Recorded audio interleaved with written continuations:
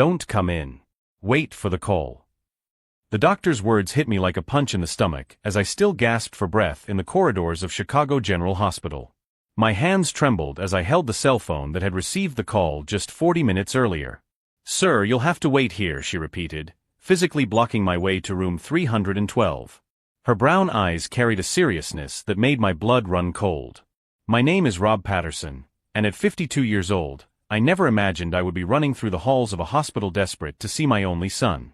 Tyler had been admitted in critical condition the night before, according to the cold call I received from Madison, my daughter-in-law. Tyler woke up," she had said in that sweet voice that always bothered me. "You can come visit him if you want." If I want? What kind of person thinks a father wouldn't want to see his own son wake up from a coma?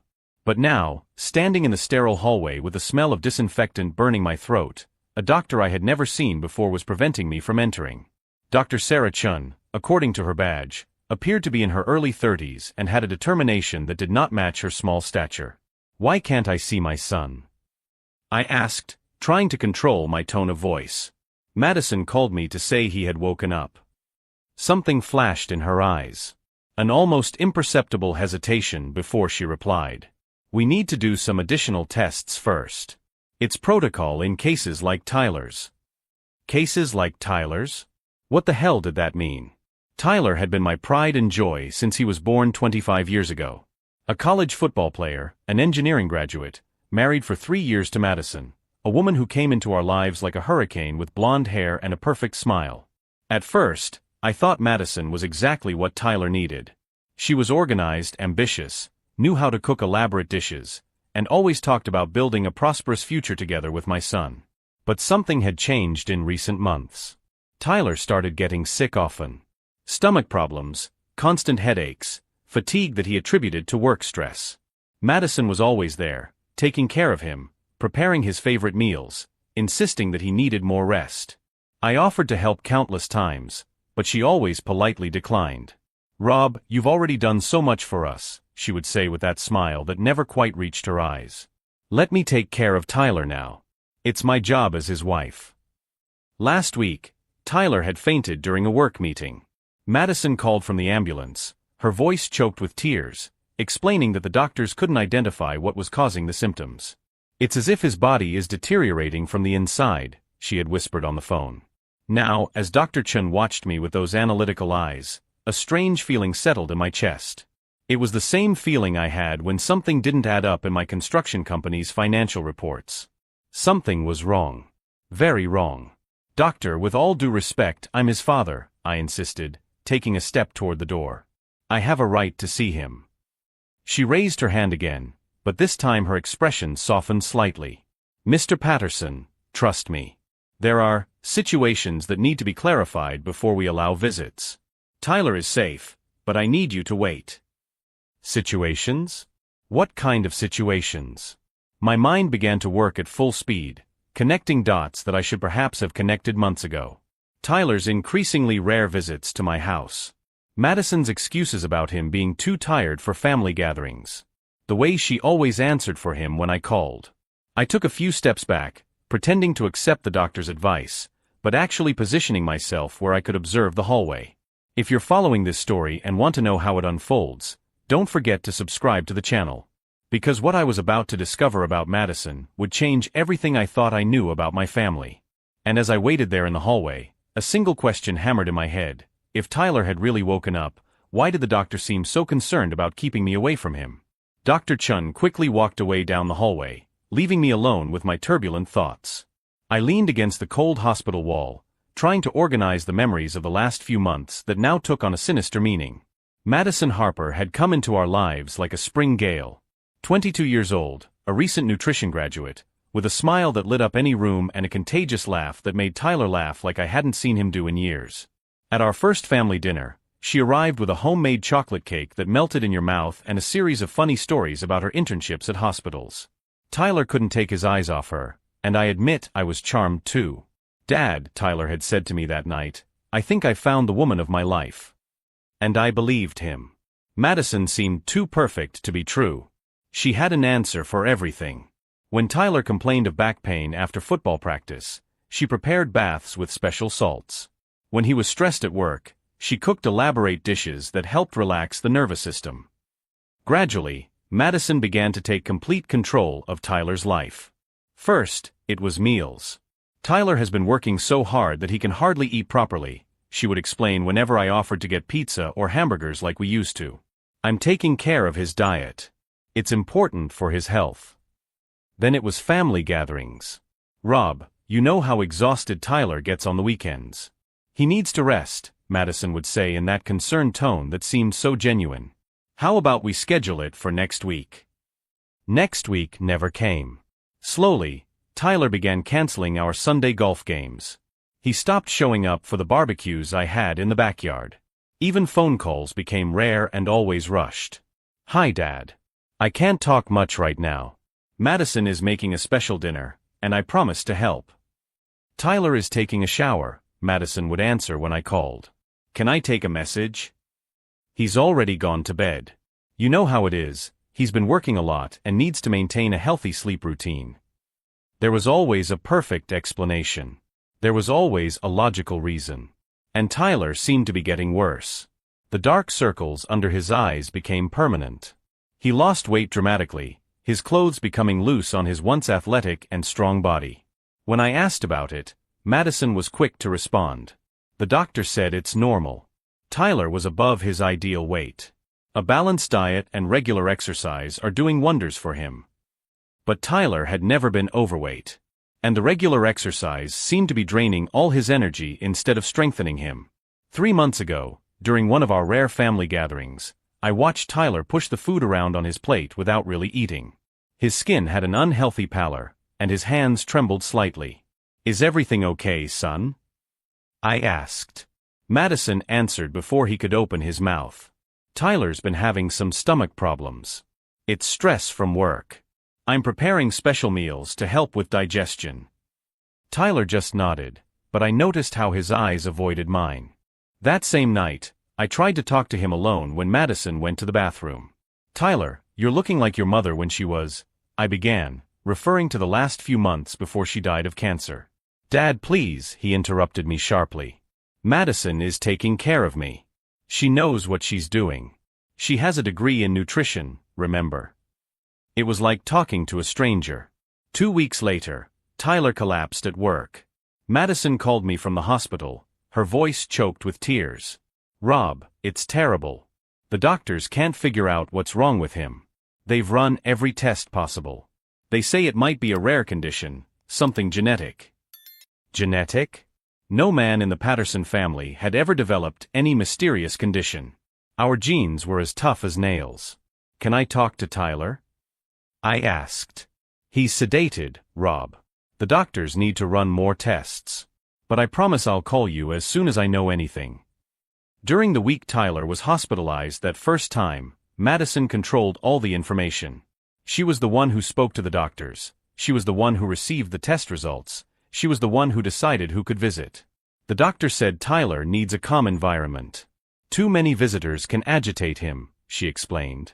"How about you come on the weekend when he's stronger?"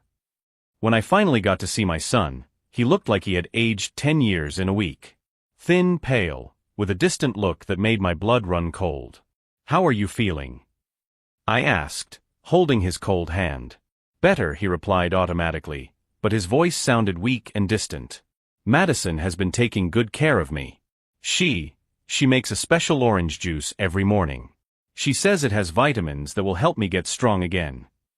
Special orange juice. Something about the way he said it made my stomach churn. Tyler was discharged with a strict diet prescribed by Madison. "The doctor said she can better manage his diet at home," Madison explained. "There are certain combinations of nutrients that can help with the symptoms." Over the next few months, Tyler seemed to be on a medical roller coaster. Some days he felt relatively well, others he could barely get out of bed. Madison always had an explanation, always knew of a new supplement or treatment that might help. "It's a long process," she would say. "But I'm optimistic. I've seen similar cases, and with dedication, Tyler can make a full recovery." Similar cases?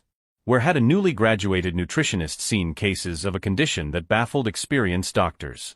Now, standing in this hospital hallway, Those questions hammered at my mind with renewed force.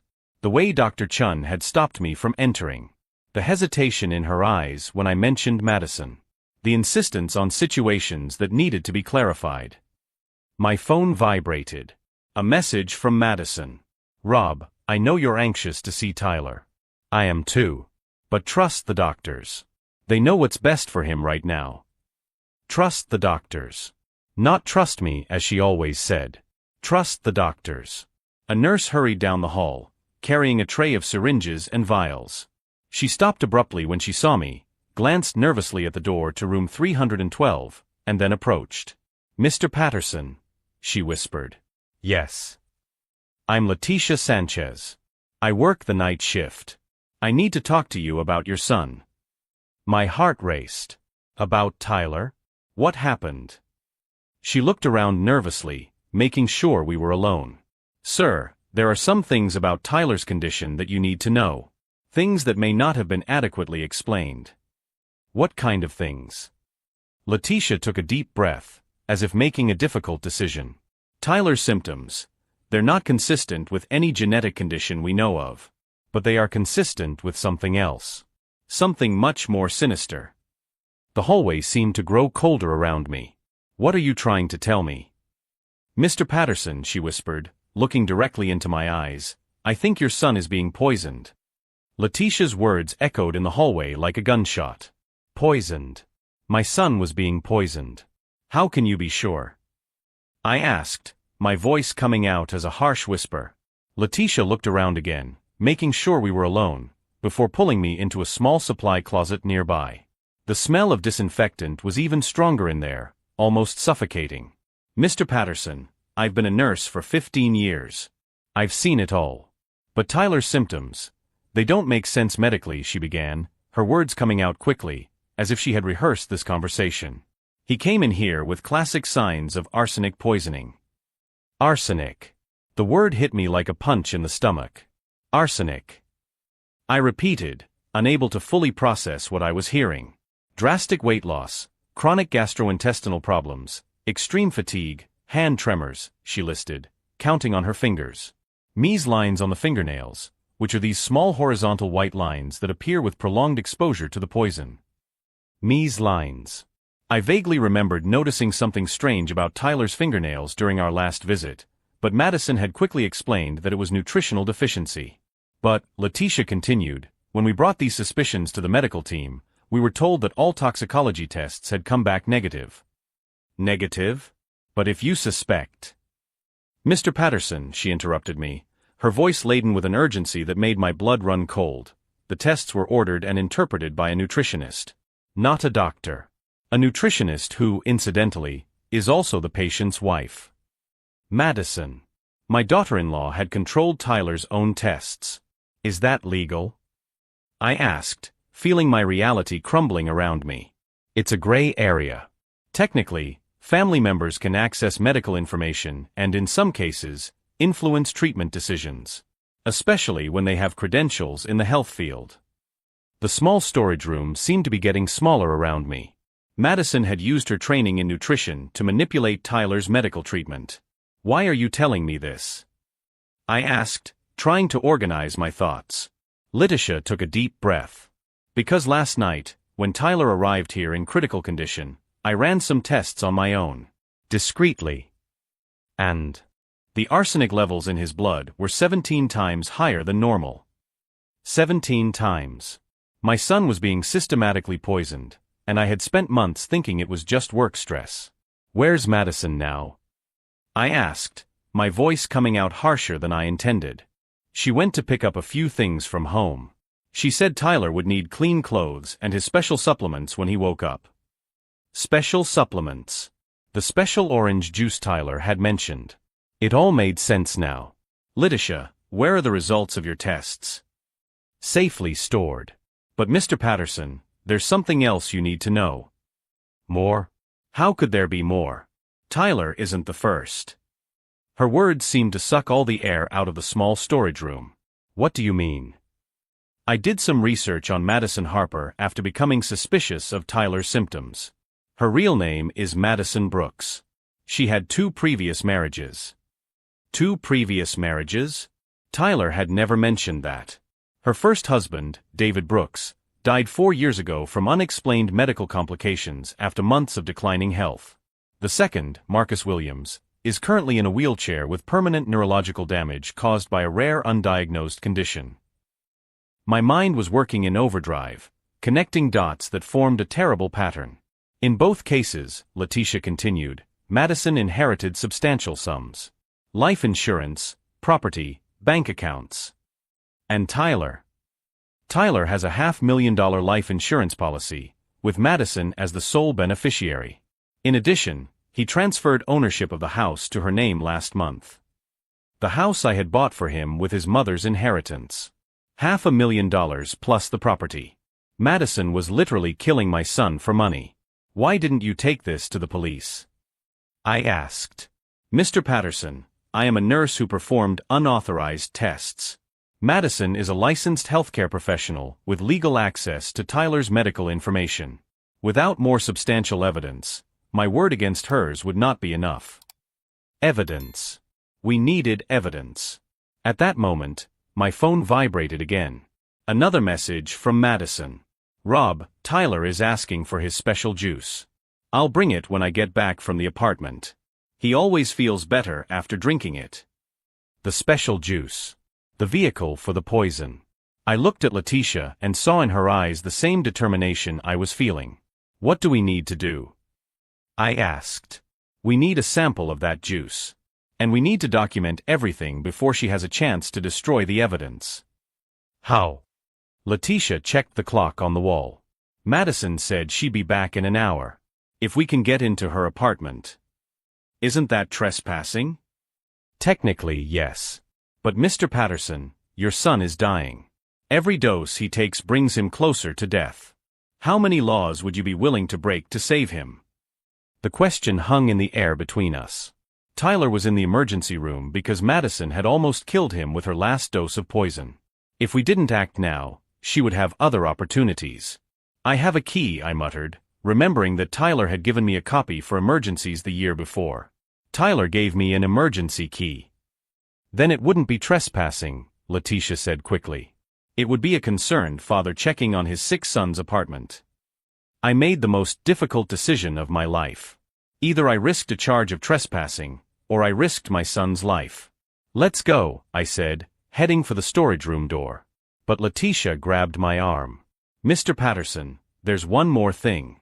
Dr. Chun, who stopped you from entering the room. She was present when I examined Tyler. She knows about the arsenic levels. Why didn't she say anything? Because she's building a case. A solid, irrefutable case. But she needs our help to collect evidence before Madison has a chance to get rid of it. We left the storage room and found Dr. Chun waiting in the hallway, as if she knew exactly where to find us. Mr. Patterson, she said, her voice low but firm, we need to talk. We headed for an empty consultation room. Dr. Chun closed the door and turned to face me. I know this is a lot to process, but your son is in mortal danger. We have evidence of chronic arsenic poisoning, but we need more to ensure Madison can never do this again. To anyone. What do you need from me? Access to their apartment. A sample of the juice she prepares. Any medication or supplements she gives Tyler. And, she paused, we need you to confront her here at the hospital while we record the conversation. Confront Madison. The woman who was killing my son. The woman who had manipulated Tyler into turning away from me. The woman who had turned the strong, healthy man I raised into a fragile, sick victim. When? Today. Before she has any suspicion that we've discovered her strategy. I looked out the window of the consultation room into the hallway where Tyler was fighting for his life. My son, whom I had protected from scraped knees as a child, was being systematically murdered by the woman who promised to love him. Let's do it, I said, my voice laden with a determination I hadn't felt in months. But as we planned our strategy, one question kept hammering at my mind. How many other Madisons were out there? How many other parents were going through what I was going through without knowing it? And when I uncovered everything Madison had done, how would I ensure she could never destroy another family again? The answer to that question would come sooner than I imagined. The key trembled in my hand as I unlocked the door to Tyler's apartment. 45 minutes. That was how long we had before Madison returned, according to her own words in the message. Letitia followed me through the silent hallways, carrying a small medical bag.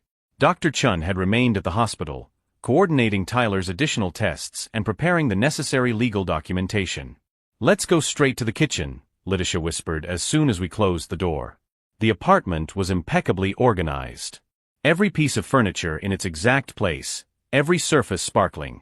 Typical Madison, she always kept everything under absolute control. In the refrigerator, we quickly found what we were looking for. A glass jar of freshly squeezed orange juice occupied the top shelf. Next to it were small bottles with handwritten labels: Tyler's morning supplement, concentrated vitamin C, special energy mix. Letitia collected samples of each, sealing them in sterile containers she had brought with her. "Rob," she drew my attention to the kitchen drawer. "Look at this." Inside the drawer, Madison kept a small spiral notebook. On its pages were meticulous notes about dosages, times, and Tyler's reactions. 3 teaspoons in morning mixture. Effect observed after 2 hours, mild nausea. 5 teaspoons in afternoon juice. Hand tremors intensified. 7 teaspoons before dinner. Tyler complained of dizziness. Reduce dosage temporarily to avoid suspicion. It was a poisoning diary. Madison was systematically documenting how she was killing my son. "My God," I murmured, flipping through the pages. She was experimenting on him. Like he was a lab rat. "There's more," Letitia said, pointing to the previous pages. The notes went back months, starting with minimal dosages and gradually increasing. But what made my blood run cold were the comparisons to other names. David, 15 spoonfuls resulted in hospitalization. Too obvious. Reduce for Tyler. Marcus, neurological damage in 6 months with 10 spoonfuls daily. Tyler more resistant. Increase dosage. She was using her experiments with her previous husbands to perfect Tyler's murder. I photographed each page with my cell phone, making sure the images were clear and legible. Evidence that no court could ignore. "We need to see the bedroom," said Letitia, putting away the last samples. In the couple's bedroom, we found even more evidence of Madison's calculated coldness. A folder on the nightstand contained life insurance documents, house deeds, and even estimates for renovations after Tyler recovers. But it was in the nightstand drawer that we found the most disturbing items. 3 death certificates. David Brooks, Marcus Williams, and Tyler Patterson. Tyler's certificate was already filled out, just waiting for the final date. "How did she get these?" I asked, my voice coming out rougher than I intended. "Medical connections," Letitia replied grimly. "There are people willing to forge documents for money. Madison clearly planned this a long time ago." My phone vibrated. A message from Madison. "Rob, I hope you're being patient. The doctors are doing a wonderful job taking care of Tyler. Soon he'll be home with me again." Home with her. To continue being poisoned to death.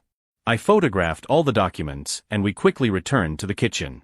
Letitia finished collecting the last samples when we heard the sound of keys in the lock. Madison had returned early. My heart raced, but Letitia remained calm. She quickly put the sample bottles in her medical bag and whispered, "Bathroom. Now." We hid in the guest bathroom, leaving the door slightly ajar. Through the crack, we could see Madison enter the kitchen. She immediately checked the juice jug, sniffing the contents and checking the level. Satisfied, she took one of the labeled vials and added a few more drops to the orange liquid. "Just a little more, dear Tyler," she murmured to herself, stirring the mixture with a spoon. "Soon you won't feel any more pain." The affectionate way she said it, as if she were genuinely caring for him, made me feel nauseous. Madison carefully prepared a tray with the poison juice, homemade cookies, and a small vase of fresh flowers. The perfect presentation of a devoted wife. When she left the apartment, we remained hidden for another 5 minutes before leaving. "We got everything we needed," Letitia said in the car. "The samples, the photos, the notebook. It's enough evidence to convict her." Now what? Now we confront her at the hospital. With Dr. Chun recording everything, we'll get Madison to confess what she's doing. The plan was simple but risky. I would enter Tyler's room while Madison was there. I would ask specific questions about her dedication to caring for him. Hopefully, her arrogance would cause her to reveal incriminating details. 40 minutes later, we were back at the hospital. Madison had already arrived and was in Tyler's room, probably offering him the poison juice. Dr. Chun met us in the hallway. Everything is ready. I have discreet recording devices in place and 2 security guards on standby in case she tries to escape. I took a deep breath. If you are following this journey and want to see how this confrontation unfolds, don't forget to subscribe to the channel because the next moment will change everything. One last thing, Dr. Chun told me before we went in. Tyler is conscious and lucid. The antidotes we administered are working. He can recognize Madison for who she really is. Tyler was awake. My son could finally see the truth about the woman who had tried to kill him. I positioned myself at the door of room 312, watching Madison hold a glass of juice close to Tyler's lips. She whispered sweet words as my son, weak but conscious, tried to pull away from the drink. "Come on, honey," she insisted gently. "This will make you feel better." That's when Tyler looked over her shoulder and saw me standing in the doorway. Our eyes met, and for the first time in months, I saw clear recognition in his gaze. Recognition and fear. It was time to end this once and for all. And when Madison turned and saw me standing there, her perfect mask would finally slip, revealing the monster she truly was. I entered the room with steady steps, my presence causing Madison to slowly turn around. The glass of juice was still in her hands, inches from Tyler's lips. "Rob," she said, forcing a smile that couldn't hide the flash of panic in her eyes. "I'm glad you're here." Tyler was thirsty and... "Get that glass away from him," I said in a voice I didn't recognize as my own. "Excuse me." Madison blinked, feigning confusion. "Rob, it's just orange juice. Tyler loves it and..." "Take the glass away from him now." The final tone of my voice echoed through the room. Tyler, though weak, managed to push the glass away with his trembling hand. "Dad," he whispered, his voice hoarse but clear. She's been giving me this every morning. And I always feel worse afterward." Madison tried to maintain her composure, but I saw her hands begin to shake. "Tyler, honey, you're not thinking straight. It's the medication that's making you confused," she said, trying to reposition the glass. "The doctor said you need to stay hydrated." "Which doctor, Madison?" I asked, stepping forward. "Dr. Stevens never prescribed homemade orange juice." Well, the nutritionist I consulted recommended." "Which nutritionist? Give me the name." Silence. Madison looked around, searching for an exit that didn't exist. That's when Dr. Chen entered the room, followed by Nurse Letitia and 2 hospital security guards. "Madison Brooks," Dr. Chen said formally, "also known as Madison Harper, Madison Williams, and Madison Davis." Madison's face instantly paled. Her multiple identities had been discovered. "I don't know what you're talking about," she tried, but her voice came out shaky. Letitia approached the tray on the nightstand and, wearing surgical gloves, picked up the glass of juice. "Madison, this juice contains lethal levels of arsenic," Dr. Chen announced. "Just like the samples we collected from your apartment an hour ago." "Samples? What samples? Did you break into my apartment?" "Actually," I said, taking the key out of my pocket, "Tyler gave me a key for emergencies. And this definitely qualifies as an emergency." Madison looked at Tyler, then at me, then at the doctors. For the first time, I saw real despair in her eyes. "You can't prove anything," she muttered. "These are just suspicions."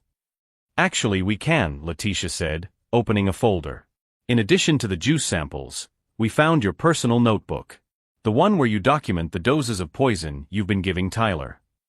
Madison froze completely. 3 spoonfuls in the morning juice. 5 in the afternoon drink. 7 before dinner, I recited from memory. "You documented every assassination attempt, Madison.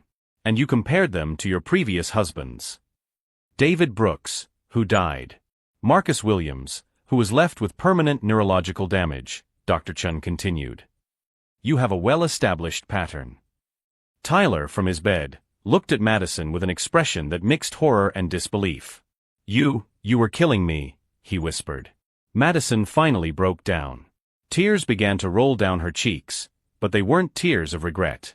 "You don't understand," she said, her voice changing to something colder, more calculating. "Tyler was different.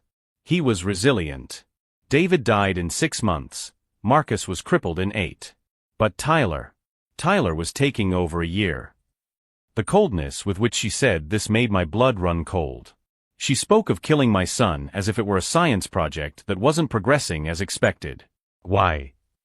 Tyler asked, his voice breaking. "500,000 in life insurance. The house.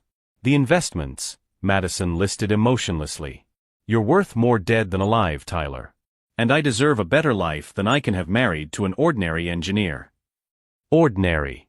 She called my brilliant, kind, hard-working son ordinary. "You killed David for the money," Dr. Chen said. "You crippled Marcus for the money. And you were killing Tyler for the money." "It was so easy," Madison confessed, now speaking as if she were proud. "Men are so predictable. Tell them you love them, cook for them, take care of them when they're sick. They never suspect you're the cause of the illness." If you're following this story and want to see how this monster will finally pay for everything she's done, don't forget to subscribe to the channel. "You're sick," Tyler said, trying to move away from her on the bed. "I'm practical," Madison replied. "You men waste your lives on mundane jobs, thinking you're special. I just speed up the inevitable and gain something in the process." The security guards approached, but Madison wasn't finished yet. "You know what's funny, Rob?" she said, staring at me with cold eyes. "Tyler always talked about you. How you were a wonderful father, how he wanted to be just like you. I used that. Every time he mentioned your opinion, I planted a seed of doubt. Your father wouldn't understand. Your father would be disappointed. Your father has his own concerns." She had systematically destroyed our father-son relationship as part of her plan. "Isolated Tyler from you on purpose," she continued, smiling now. "I couldn't have a protective father interfering with my schedule." "Your schedule?" I asked. 18 months was my limit. Any longer than that, and people start to get suspicious. Tyler was at month 15. A few more months and he would have been dead, and I would have been a young, wealthy widow looking for comfort. The calmness with which she described the planned murder of my son made me feel nauseous. Letitia collected the juice glass as evidence while Madison continued talking, seemingly unable to stop now that she had begun her confession. "The hardest part wasn't the poison," she said. "It was pretending to be sad when they got sick. Pretending to be concerned when I took them to the hospital. Pretending to love them when they were dying." "You never loved Tyler?" I asked. Madison laughed, a cold, empty sound. "Love? Tyler was an investment. An investment that was taking too long to pay off." That was when the detectives entered the room. Letitia had called the police while we were collecting evidence. "Madison Brooks," the lead detective said, "you are under arrest for attempted murder, fraud, and suspicion of first-degree murder." As they read her rights, Madison looked at me one last time. "You think you won, Rob? Tyler will need therapy for the rest of his life to get over this. You'll never be able to forget that I almost succeeded." "Maybe," I replied calmly. "But Tyler is alive. And you're going to spend the rest of your life in prison, where you can't hurt anyone else." As they led her out of the room, handcuffed and protesting her innocence to anyone who would listen, Tyler held my hand. "Dad," he said, tears in his eyes, "forgive me for pushing you away. She made me believe you didn't care." "Tyler," I said, holding his hand tightly, "there's nothing to forgive. You were manipulated by a professional sociopath. The important thing is that you're alive." But as I left the hospital that night, one question kept hammering at my mind. How many other Madisons were out there, looking for their next victims? The answer to that question would not only change our lives, but potentially save countless others. 6 months later, sitting on the court bench next to Tyler, I watched Madison receive her sentence. 35 years in prison with no possibility of parole for the next 20 years. The judge had been relentless. "Madison Brooks, you are not just a murderer. You are a serial predator who uses love as a weapon to destroy entire families." When the officers led her away in handcuffs, she didn't look at us. Her mask of vulnerability had completely disappeared, revealing only calculating coldness. Tyler held my hand as we left the courtroom. His physical recovery had been remarkable. The doctors said we had arrived in time to reverse most of the damage from the arsenic. But his emotional recovery would be a longer process. "Dad," he said in the parking lot, "thank you for never giving up on me. Even when I pushed you away. Tyler, you're my son. I would fight the whole world to protect you." During the investigation, we discovered that Madison was even worse than we had imagined.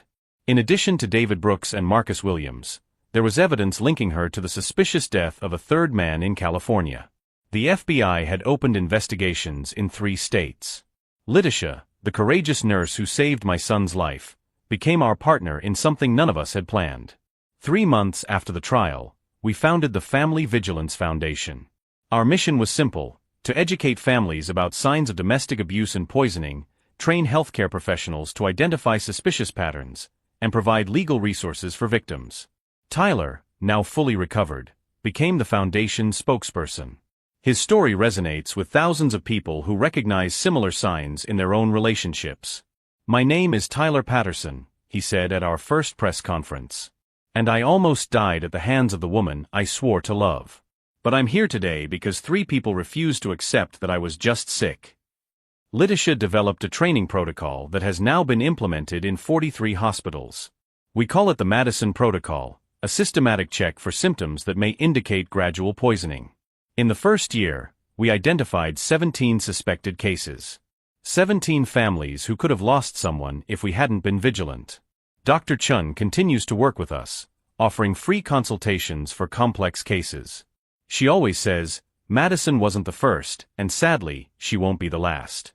But every story like Tyler's can save 10 other lives." Today, 2 years later, Tyler is remarried, this time to Sarah, a teacher he met in a support group for abuse survivors. I approve of her completely. Sarah shows her love through genuine actions, not by trying to control or isolate Tyler. They live just 10 minutes from my house. We have dinner together every Sunday, a tradition Madison tried to destroy but which has come back stronger. As for me, I found a purpose I never imagined I would have. I speak at medical conferences, police lectures, and community groups. My message is always the same: trust your instincts. If something seems wrong, it probably is. If someone is isolating your loved one, investigate. If one person is always present when another gets sick, ask questions. Last week, I received a call from a father in Oregon. His daughter was experiencing symptoms similar to Tyler's. With our guidance, he gathered evidence and sought appropriate medical help.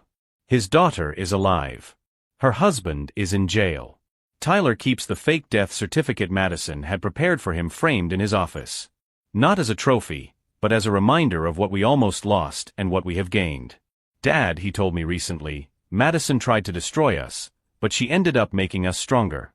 Our family now saves other families." He's right. Madison Brooks tried to use love as a weapon, but she ended up teaching us the true meaning of family protection. If this story of resilience and justice has touched you, don't forget to subscribe to the channel. We have many other stories of people who have turned their pain into purpose. Today, when I look at Tyler building a happy and healthy life, I know we have truly won. Madison is locked in a cell, but we are free, united, and dedicated to ensuring that no other family goes through our nightmare. The sweetest revenge wasn't seeing her arrested. It was getting my son back and discovering that our story could be the beginning of salvation for many others. In the end, true love always wins over manipulation. Always.